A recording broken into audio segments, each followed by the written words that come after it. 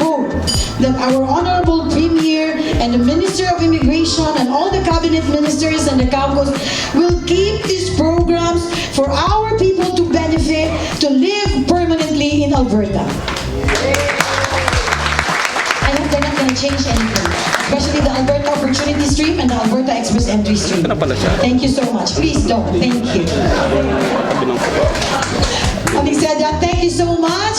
Maraming salamat po. Daghang kaing salamat. Thank you so much for joining us tonight. Thank you. Have a good evening. Well, the Vice President of the Philippine Business Society of Alberta, oh no, sorry, not the Vice President, the former Vice President of the Philippine Business Society of Alberta, Ms. Virginia Sumalino, one of our most trusted advisors and respected ones. So introduce our guests. Multiculturalism. Actually, he's our minister as a member of the Council of the Premier for Multiculturalism. The Honorable Muhammad Yassin was re-elected to the Legislative Assembly of Alberta, representing the constituency of Calgary North on May 29, 2023. He currently serves as Minister of Immigration and Multicultural. Thank you very much for that very kind introduction. And it's such a pleasure for me to be here along with my two colleagues, Honorable Sir Turner, the most compassionate person on earth. Please welcome him. And also Honorable Tanya Fur, the Minister of Art, Culture, and Status of Women, the second most compassionate person on earth.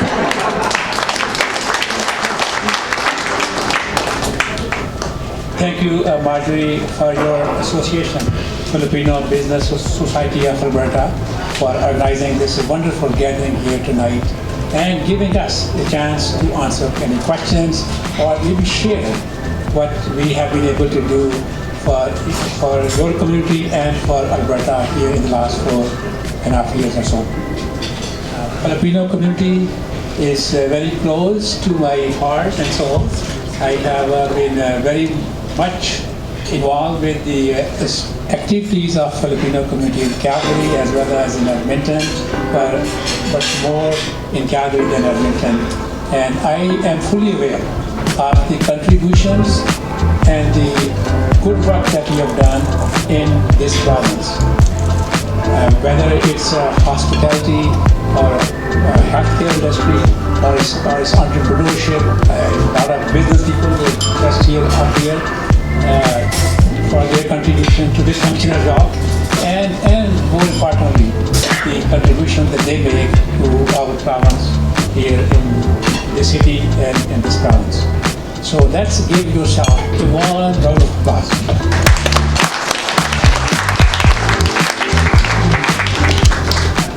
I know that the number that we have for Filipino community in Alberta keeps rising, and I'm going to give you the last number that I was aware of in Alberta was 179,000 people of Filipino heritage living in this great province, and we are so thankful. And the number may be up around 200,000 now, but we are so thankful for the contribution that you have been making in this province, whether it's health industry again, or hospitality, or entrepreneurship, or whichever industry I think I can name. Filipino community is there. So today, as we are all here, I know that you sent a bunch of questions, or I would say that Marjorie's associations had some questions forwarded to previous offers. We do have answers for all of those questions, and probably a little bit more to share with you. And I don't know how are we going to do that now. We all of us be on the stage here and answer those questions. I do have those the questions here in front of me. And what I can probably do is maybe invite my two colleagues come to the stage along with me, and we can do that now. Or else we can also give a chance to say a few words to both of my colleagues first, and then we can come back to the first. So with that, with apologies to our Master of Ceremony here tonight, I'm going to ask Honorable Sarah Tucker to please come and say a few words. Thank you so much. And thank you all very much for coming out here today. So again, my name is Cyril Turner. I'm the Minister of Children and Family Services and the MLA for Spruce Grove and Stony Plain. I'm also the chair of the Capital Region Caucus, so I get to help coordinate all the activities of the Capital Region MLAs here in the Edmonton area. And so on behalf of all the other Capital Region MLAs, I just want to also bring greetings and say hello. I'd say a couple words, and I'm very thankful to be joined here by my good friends, Minister Yassin and Minister Tanya Fur as well. So as part of my ministry, I get the absolute privilege to look after children and families. And a key part of my mandate that I spend a lot of my time on, and I know will interest many of you, is daycares and day homes, and making sure that our children have a safe place to be while their moms and dads are at work. And I know that there are many Filipinos that open up their hearts to look after the children of this province. And so in the province of Alberta right now, we have over 150,000 children each and every single day that attend a child care institution. And I just want to thank many of you, because as I mentioned, many of you probably have family members that are either looking after those children or owning daycares. And that's going to be important moving forward, because there's so many opportunities and for new Canadians, new Albertans to enter the workforce, to be working in different sectors, because we do have a labor shortage. And having safe, affordable, inclusive childcare, that many of you are looking after those munchkins, is going to be vital to making sure that we can fill all those different areas where moms and dads need to work. It's going to be important. So over the next 2 years, I'm going to be opening up over 65,000 additional childcare spaces. Now I know that's going to be a lot. And we're going to need partners. We're going to need entrepreneurs to start up new daycare operations. We're going to need amazing early childhood workers to be able to look after those kids.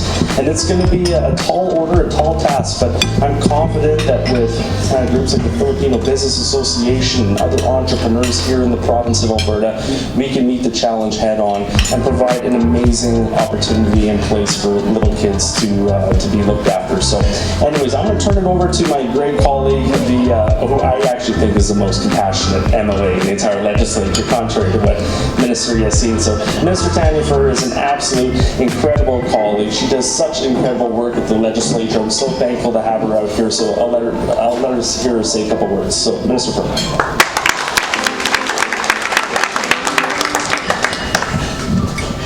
Thank you so much, and good evening, everyone. Thank you to Ministers Yassin and Minister Turton. And on behalf of the Premier of Alberta, I am honored to be here tonight. I want to send the deepest regrets from the Premier, unfortunately, that she cannot be here tonight.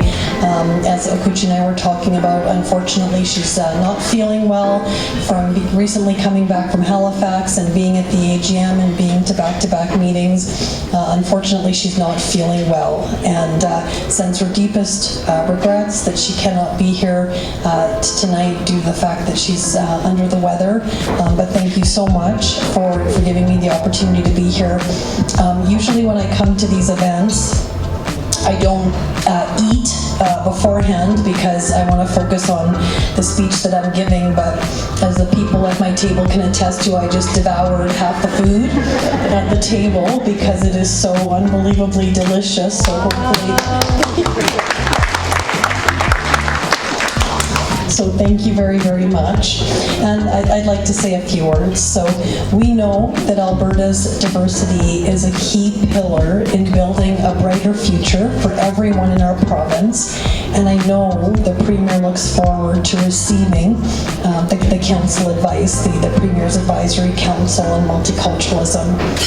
I'd like to thank the Philippine Business Society of Alberta for the invitation to join you this evening on behalf of Premier Danielle Smith. And again, I know the Premier very much wanted to be here this evening. We are always happy to talk about the importance of ensuring Alberta businesses and job creators can do their work, providing opportunities for all Albertans and growing our economy. Alberta has been a province of innovators and entrepreneurs, and in our 118-year history, this hasn't changed. We continue to attract highly skilled people who are not just pursuing their dreams in Alberta, they're bringing them to life. And that includes thousands of Filipinos moving here each year. Between 2016 and 2021, nearly 2,000 people immigrated to Alberta, and about 1/4 of those people came from the Philippines. And you are helping create a stronger province, both economically and socially. And at the same time, we're doing what we can to ensure you can succeed. Because it's the job of the government to create an environment that encourages job creation and investment, that encourages success. And that's why it remains a priority to remove barriers for new Albertans to work so everyone can participate in the province's success. Yay, I see Marjorie over there. She's one of my favorites. So we've accomplished a great deal on priorities that will help us achieve that goal. From our Alberta Advantage immigration strategy, which helps attract and retain international skilled workers, graduates, and entrepreneurs wanting to start or grow businesses and create jobs, to our Fair Registration Practices Act and Fairness for Newcomers Office, which now requires that regulated professions and trade registries handle applications clearly and objectively, to the Memorandum of Understanding with the Philippines to improve the recruitment of registered and licensed practical nurses. I haven't spent a lot of time in hospitals or clinics, but my parents have. And we have never, I'm gonna get emotional, we have never received such compassionate and competent care as from the nurses from the Philippines.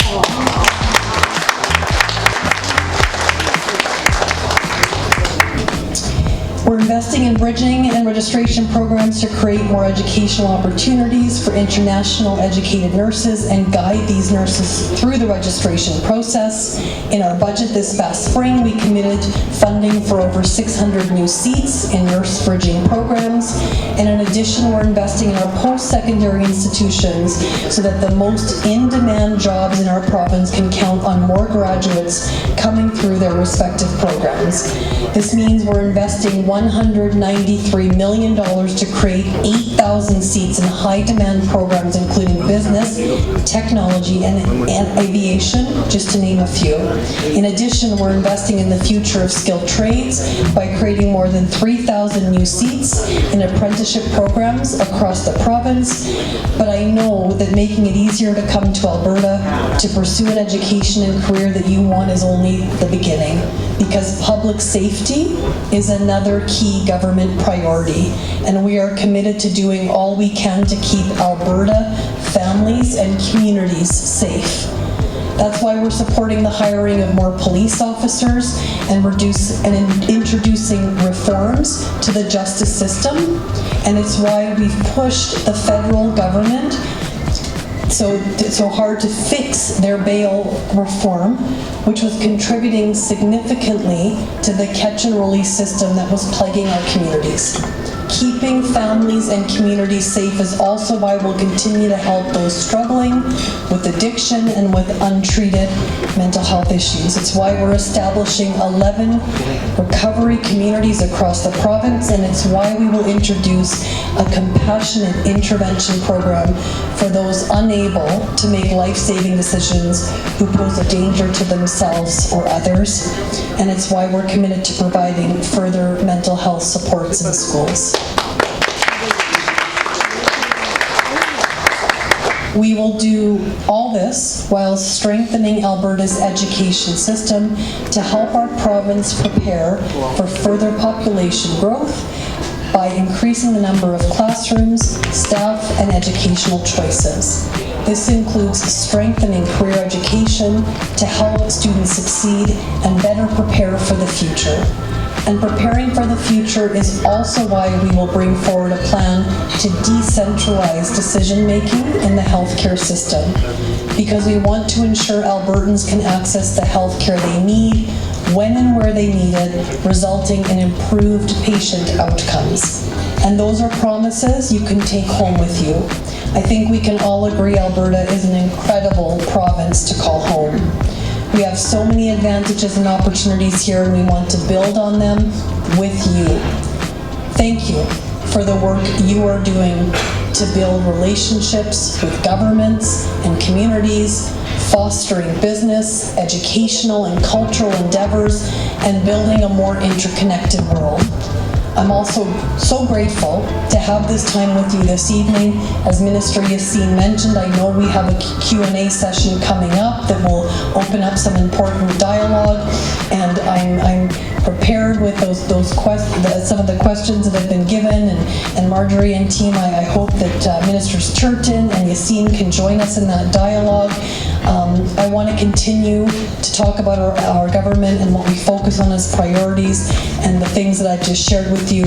Your input and feedback are essential. I also hope after the Q&A, please feel free to come up and speak with me. I want to hear your thoughts. I want to hear your concerns. I want to hear what's on your mind and take it back to my relevant ministers and colleagues in government.